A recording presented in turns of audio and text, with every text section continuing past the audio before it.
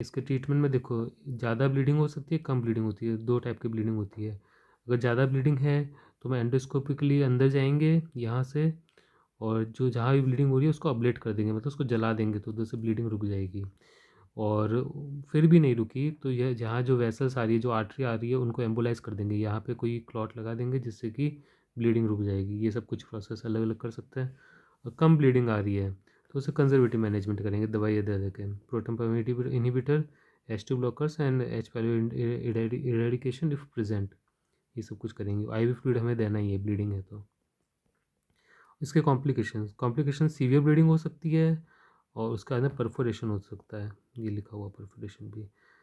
और परफोरेशन हुआ तो पेरिटोनाइटिस हो सकता है, और पेरिटोनाइटिस हुआ तो सेप्सिस हो सकता है। ऐसे acute bleeding from non ulcer causes of the upper GI tract, etiology, pathogenesis, classification, depression और ट्रीटमेंट। अच्छा, अब ऐसे कॉज जो कि अल्सर नहीं है लेकिन ब्लीडिंग हो रही है अपर जीआई से, तो इसमें आ जाएगा एग्जांपल मिलेरी वीस। ये क्या, इसोफेगस के अंदर टीयर हो जाता है, इसोफेगस में ऐसे लाइन फट गई है थोड़ी सी। इरोसिव गैस्ट्राइटिस, मतलब कि ये है ना, गैस्ट्राइटिस हो तो रहा है लेकिन अभी तक अल्सर नहीं हुआ है। इरोसिव इसोफेजाइटिस, और gastric cancer, ulcerative gastric leiomyoma, leiomyoma, ये सब अपन लिख सकते हैं। और इसमें अपन इसोफेगल रप्चर भी लिख सकते हैं, और उसके अलावा इसोवेजियल कैंसर लिख सकते हैं, उससे भी ब्लीडिंग हो सकती है। और पैथोजेनेसिस, ठीक, फिर पैथोजेनेसिस में क्या होता है, ये स्टमक हो गया, ये ड्यूडेनम हो गया, तो यहाँ पर एक लिगामेंट ऑफ ट्राइड्स होता है जो कि ड्यूडेनम को थोड़ा ऐसा खींच के ऊपर की तरफ रखता है। तो यहाँ के ऊपर ऊपर का जो ब्लीडिंग है ना, उसको सब अपन अपर जीआई ब्लीडिंग बोलते हैं। और इसमें कुछ भी हो सकता है, इसोफेगस हो सकता है, स्टमक हो सकता है, ये ड्यूडेनम का ऊपर ऊपर वाला पार्ट हो सकता है। इसमें से जितनी ब्लीडिंग हो रही है, इनके जो भी कारण हैं, ये एग्जाम्पल अपन ने लिख लिया है, ये इन सब के कारण इसके पैथोजेनेसिस अपन लिख सकते हैं। क्लासिफिकेशन, तो अपर जीआई में देखो, गेस्ट पेट हो गया, इसोफेगस हो गया, ड्यूडेनम हो गया, ऊपर का पार्ट ड्यूडेनम का।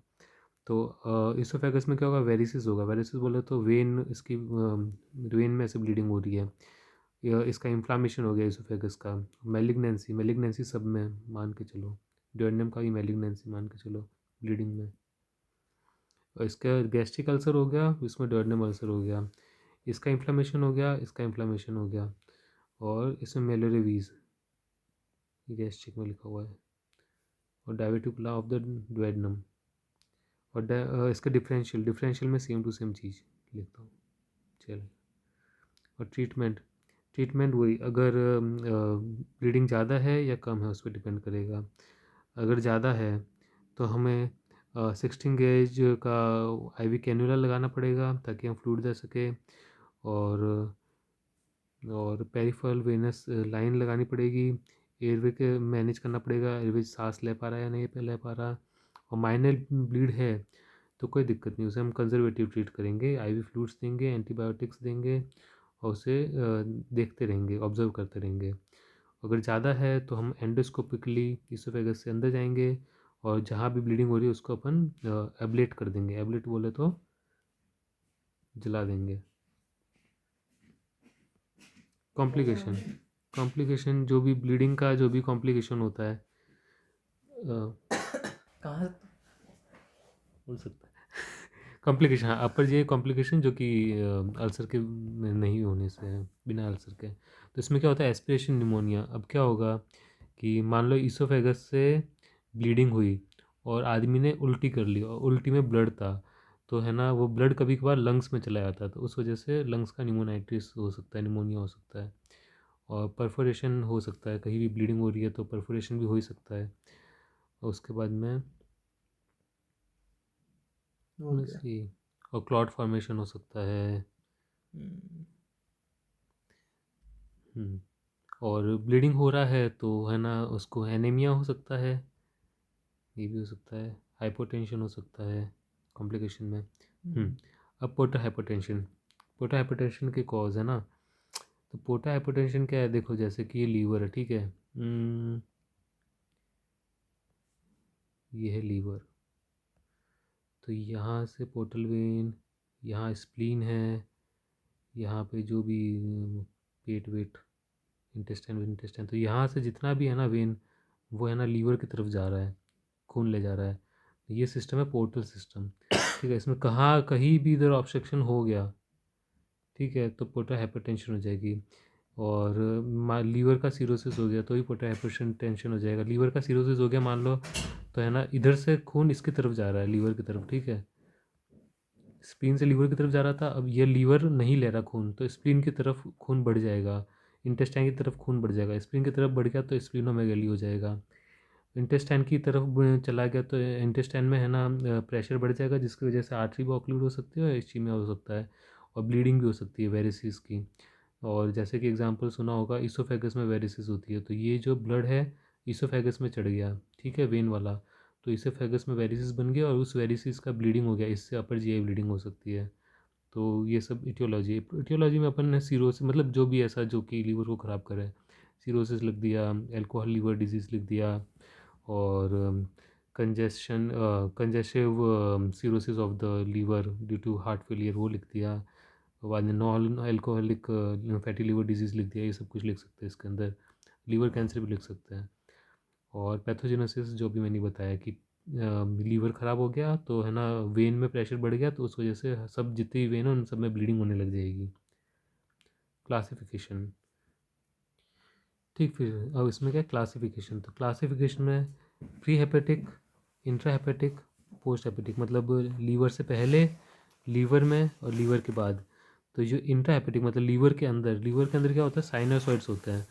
तो साइनो बाद में जैसा लीवर में अपन ने हेपेटिक में लिखा था वैसा कैसा साइनोसॉइड्स में लिखेंगे, साइनोसॉइड के पहले प्री साइनोसॉइडल, साइनोसॉइड के बाद पोस्ट साइनोसॉइडल, ये सब क्लासिफिकेशन लिख देंगे। और एक सीरोसिस की वजह से, एक बिना सीरोसिस की वजह से। बिना सीरोसिस मतलब कोई भी ऑब्स्ट्रक्शन हो गया इसका क्या बोलते हैं पोर्टल वेन का, तो उसकी वजह से भी हो सकता है। सीरोसिस के एग्जांपल अपन ने ऊपर दे दिए। ऑब्स्ट्रक्शन कुछ भी कारण से, मान लो कि थ्रोम्बस बन गया या फिर कोई कैंसर हो गया, उस हिसाब से। अब डिफरेंशियल डायग्नोसिस, डिफरेंशियल मैंने जैसे इधर ऊपर बताया ये वाला, यहाँ ऊपर वाले पेज पे, ये स्प्लीन बड़ी हो गई है क्योंकि इधर ब्लड का प्रेशर बढ़ गया था। तो कहीं बहुत सारे कारण होते हैं जिससे स्प्लीनोमेगाली होती है, तो वो डिफरेंशियल में आ जाएगा। हीमेटोएमेसिस, कि इधर इसोफेगस में वेरिसिस हो गया ऊपर, मैंने बताया था उसमें, तो उसमें भी है ना खून की उल्टी होगी क्योंकि उसमें वेरिसिस भी ब्लीडिंग कर रही है, तो जो भी खून की उल्टी होगी वो सब डिफरेंशियल में आ जाएगी। मेलेना मतलब लैट्रिन ब्लैक कलर की आ जाएगी खून की वजह से, मतलब अपर जीआई ब्लीडिंग के सब इन्होंने डाल दी डिफरेंशियल के अंदर, ऐसा। Pulmonary hypertension, hypertension. अब ट्रीटमेंट में अपन क्या देंगे, देखो अब क्या हो रहा है, जो है ना जो वेरिसिस है उसके अंदर है ना, जैसे कि इसोफेगस है तो इसकी जो वेन है उसके अंदर है ना प्रेशर बढ़ गया, उस वजह से ब्लीडिंग कर रही है। तो अपन को क्या करना है, उसका प्रेशर कम करना है। प्रेशर कम करने के लिए अपन कोई भी ऐसी दवाई देंगे जो कि है ना वेजो डायलेशन करे, जैसे कि अपन बीटा ब्लॉकर दे देंगे, नाइट्रिक ऑक्साइड देंगे, नाइट्रिक ऑक्साइड भी वेजो डायलेट कराता है। और कैल्शियम चैनल ब्लॉकर भी दे सकते हैं। और ये एग्जांपल, इतने एग्जांपल काफ़ी रहेगा। उसके बाद सर्जरी में अपन क्या करेंगे, और अगर ये अपन ने सब ड्रग दे दिए वेजो डायलेशन के लिए और अगर इससे भी ट्रीट नहीं हो रहा है तो बाद में लास्ट अपने पास चांस चीज़ बची वो है सर्जरी। सर्जरी से अपन इसको वेन को ही हटा देंगे, वो हो गया सर्जरी। कॉम्प्लिकेशन, कॉम्प्लिकेशन वही है ना, क्या नाम है, ब्लीडिंग वगैरह हो जाएगी, इसोफेजियल वेरिसेस हो जाएंगे, वेन बड़ी बड़ी हो जाएगी, और बहुत सारे एंड ऑर्गन डैमेज भी हो जाएंगे, स्प्लीन जैसे कि डैमेज हो जाएगा क्योंकि स्प्लीन बड़ा हो गया है उस हिसाब से, और किडनी प्रॉब्लम हो जाएगी, लंग प्रॉब्लम हो जाएगी, और इसी टाइप से मतलब सब दिक्कतें होने, और ब्लीडिंग हो रही है एनीमिया भी हो जाएगा।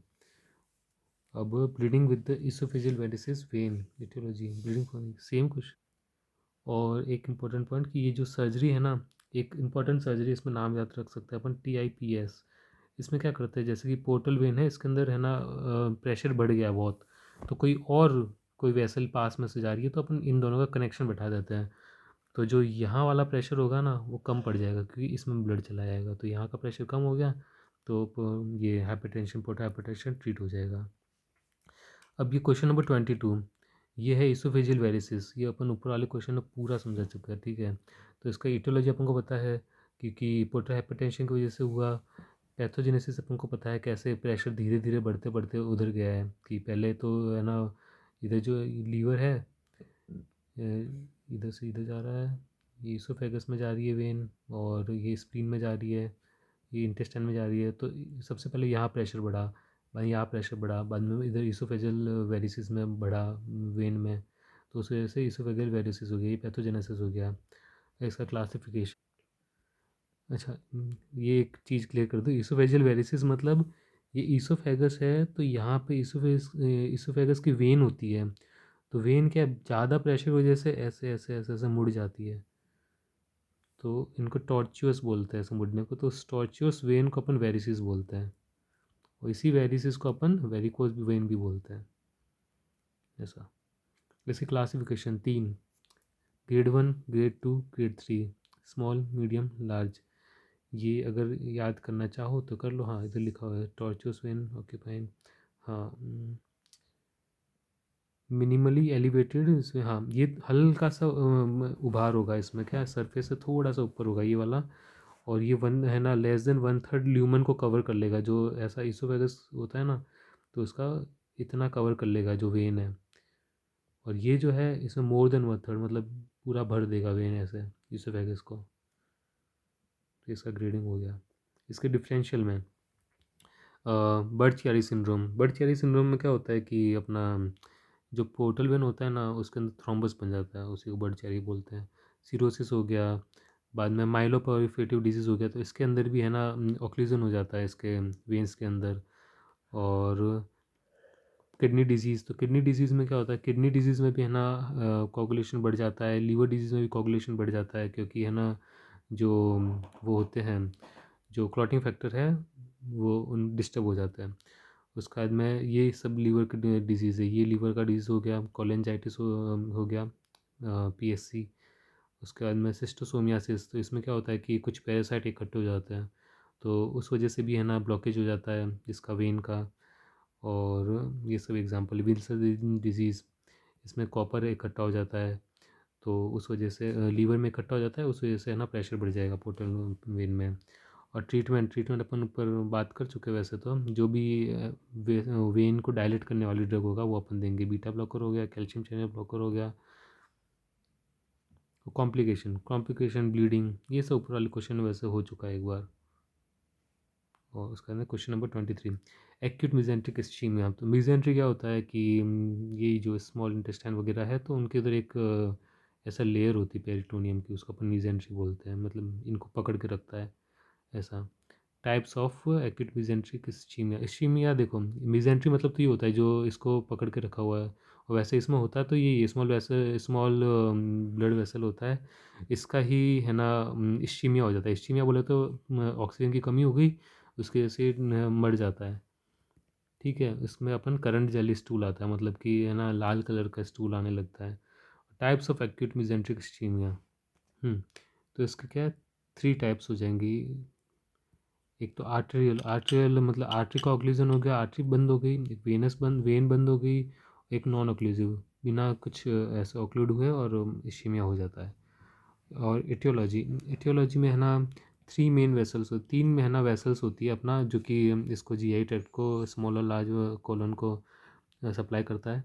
Celiac trunk, superior mesenteric artery, inferior mesenteric artery, तो इनके सबके किसी में भी अगर ब्लड की कमी हो गई, शॉक हो गया, हाइपरटेंशन हो गया, कुछ भी, तो है ना इसके कम ब्लड की कमी से इसका ऑक्सीजन की कमी हो जाएगी, और ऑक्सीजन की कमी से डेथ हो जाएगी ऐसा। अब पैथोजेनेसिस में अपन को ये ऊपर वाली ये वाली चीज़ लिखनी है कि ऑक्सीजन की कमी से डेथ हो जाएगी।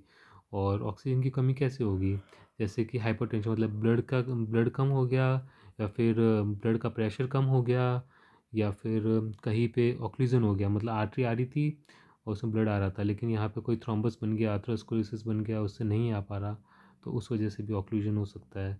तो वो सब कुछ पैथोजेनेसिस है, ऑक्लूजन हो गया तो ऑक्सीजन की कमी हो गई, ऑक्सीजन की कमी होगी तो इस्चीमिया हो गया, ये इसका पैथोजन। और क्लासिफिकेशन अपन ये 3 मेन टाइप ये सेम टू सेम लिखेंगे। और इसके डिफरेंशियल डायग्नोसिस में अपन है ना ये सब कुछ लिख सकते हैं। देखो एब्डोमिनल एंजाइना, तो है ना इसके डिफरेंशियल में है ना, देखो ये डिफरेंशियल में अपन जो इसमें क्या है, एक्यूट मिजेंट्रिक इस्चीमिया क्या होता है, तेज़ दर्द होता है, और पेशेंट होता है ना, मतलब किसी भी पोजीशन में बैठ जाओ उससे दर्द होता ही होता है, और इमरजेंसी सिचुएशन है तो ऐसी कोई भी डिजीज़ जिसमें बहुत तेज़ दर्द हो रहा है पेट के अंदर, तो अपन डिफरेंशियल में डाल सकते हैं। जैसे कि डायबिटिकुलाइटिस हो गया, अपेंडिसाइटिस हो गया, पाइलोनेफ्राइटिस हो गया, और एक्यूट पैंक्रियाटाइटिस हो गया, जिनके आगे भी एक्यूट है और पीछे आइटिस है, वो लगभग डाल सकते हैं इसके अंदर सिंपली, मतलब सब कुछ रखने की ज़रूरत नहीं है। और ऐसा, और ट्रीटमेंट में अपन क्या करेंगे, एम्बुलेक्टॉमी। इसमें क्या करेंगे अपन कि है ना, ये जो एम्बुलस आ गया था, एम्बुलस बोले तो ये ब्लड वेसल थी, यहाँ पे ऑक्सीजन आ गया, इसको एम्बुलस बोलेंगे, मतलब कोई भी थ्रोम्बस बन गया है तो अपन इसको तोड़ देंगे, इसको बोलेंगे एम्बुलेक्टॉमी। रिवस्कुलराइजेशन, ये इसी के बाद में होगा, मतलब कि वापस से खून लाना चालू करेंगे।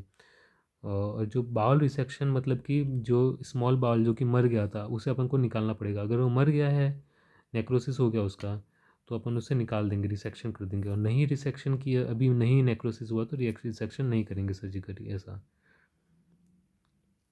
और वेज़ोडायलेटर देंगे ताकि खून ज़्यादा आ सके, थ्रोम्बोलाइसिस देंगे ताकि ये वाला थ्रोम्बस टूट सके, लॉन्ग टर्म एंटीकोगुलेंट। अब इसमें क्या है, इस आदमी में है ना दिक्कत हो सकती है कि मान इसको है ना अपन देंगे एस्पिरिन और स्टेटिन, क्योंकि मान लो अगर ये, पहले तो अपन इसका लिपिड प्रोफाइल देंगे, अगर इसके खून में कोलेस्ट्रॉल ज़्यादा है तो इसे स्टेटिन देंगे, और इसको एंटीप्लेटलेट देंगे ताकि इसके अंदर और थ्रोम्बस ना बन सके। अब इसका कॉम्प्लिकेशन, कॉम्प्लिकेशन में क्या होगा, सेप्सिस। अब जो इंटेस्टाइन है वो मर गया, ठीक है, तो वो है ना जो उसका अंदर का कंटेंट होगा बाहर आ जाएगा, और या फिर ब्लड वेसल में चला जाएगा। तो ब्लड वेसल में क्या, तो ब्लड के अंदर बैक्टीरिया घुस जाएंगे, पेट वाले जो इंटेस्टाइन में थे वो ब्लड के अंदर चले जाएंगे, तो उसकी वजह से सेप्सिस हो जाएगा, तो उसकी वजह से सेप्टिक शॉक भी हो सकता है अपन को। इरिवर्सिबल बाउल डैमेज, अब जो जो बाउल था स्मॉल इंटेस्टाइन वो तो मर गया इरिवर्सिबल, उसकी डेथ हो गई, और इंसान की भी डेथ हो सकती है ये सब सेप्सिस वगैरह की वजह से। GERD, gastroesophageal reflux disease, aetiology. इसमें क्या होता है कि ये पेट है, ठीक है, ये नहीं है पेट, ये है पेट। ऐसा कुछ, ये पेट है, ठीक है, हाँ। इसमें क्या, हाँ, ये इसोफेगस है। तो अब क्या हुआ, ये जो एरिया है ना, ये इसोफेगस और इसका पेट का बीच का पार्ट, तो यहाँ से क्या होता है कि इधर से है ना जो एसिड है ऊपर आना चालू हो जाता है, तो एसिड बार बार ऊपर आ रहा है, इसको अपन बोलते हैं gastro oesophageal reflux disease. Gastro बोले तो स्टमक, इसोफेगस बोले तो इसोफेगस, रिफ्लक्स बोले तो बार बार ऊपर आना, डिजीज़ तो है ही है। उसका है पैथोजेनेसिस, तो इसके कारण बहुत सारे हो सकते हैं, जैसे कि है ना, देखो अब इसमें क्या है, पेट के अंदर प्रेशर बढ़ गया तो ये एसिड ऊपर जाएगा, प्रेशर कैसे बढ़ा, कोई भी कारण हो सकता है, मोटापा हो सकता है, आदमी खाते ही अगर लेट गया इंसान, ठीक है, तो लेटेंगे तो ये ऊपर आएगा, और खड़े रहेंगे तो ये नीचे जाएगा, उस हिसाब से लेटने से भी वो हो सकता है। और क्लासिफिकेशन, और हाँ, और जो ये स्पिंक्टर होता है इसका, लोअर इसोफेजियल स्पिंक्टर बोलते हैं इसको, मतलब ओपनिंग इसोफेगस की लोअर ओपनिंग, तो ये अगर लूज़ है तो ये ऊपर ऊपर जाता रहेगा बार बार, और फैटी फूड खाएंगे तो भी ऊपर जाता रहेगा। इसी क्लासिफिकेशन में नॉन इरोजिव बोले तो अभी है ना, जो म्यूकोसा लेयर होती है ना, वो अभी है ना घिसी नहीं है। इरोजिव मतलब म्यूकोसा लेयर घिस चुकी है। बेरेट इसोफेगस, ये बार बार ये रिफ्लक्स हो रहा है, उसके बाद उसकी वजह से है ना धीरे धीरे अपन को कैंसर होने के चांस बढ़ जाते हैं, ऐसा। अब इसके डिफरेंशियल में अपन क्या रखेंगे, एक्लेजिया। एक्लेजिया बोले तो इसमें क्या हो रहा था कि लोअर इसोफेगल स्फिंक्टर था वो ढीला था, एक्लेजिया में ये टाइट होता है, ऐसा। तो ये एक्लेजिया हो गया। इसका डिफरेंशियल, गैस्ट्राइटिस बोले तो इसका स्टमक का इन्फ्लामेशन हो गया, और कोलेलिथियासिस, अब बाइल स्टोन बन गया तो बाइल स्टोन ही पेट में दर्द कराएगा, गैस्ट्राइटिस वापस से। और इसोफेजियल कैंसर है तो वो भी है ना रिफ्लक्स करा सकता है। तो ये सब कुछ है ना, ये अपन याद कर सकते हैं वैसे, और नहीं करना हो तो जो ऊपर वाला है ना, ये बिल्कुल ऊपर वाला है, इसमें से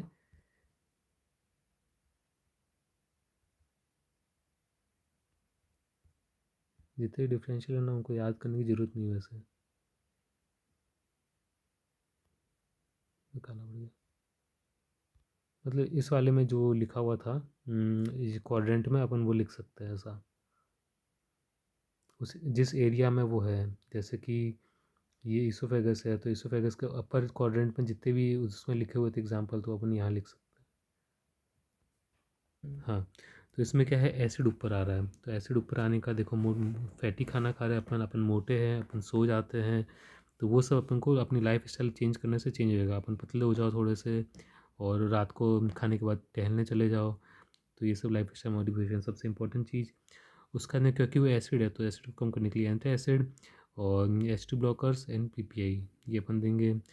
उसके बाद में क्या नाम है, हाँ, बाद में अपन इसोफेगस का जो स्पिंक्टर है ना, उसको अपन उसका प्रेशर, अगर मान लो ये मेडिकेशन से काम नहीं बना, तो अपन जो ये जो प्रेशर है इसको बढ़ा सकते हैं। इसोफेगस का जो प्रेशर है, ये स्टमक है, ये इसोफेगस का प्रेशर है, इसको अपन बढ़ा सकते हैं।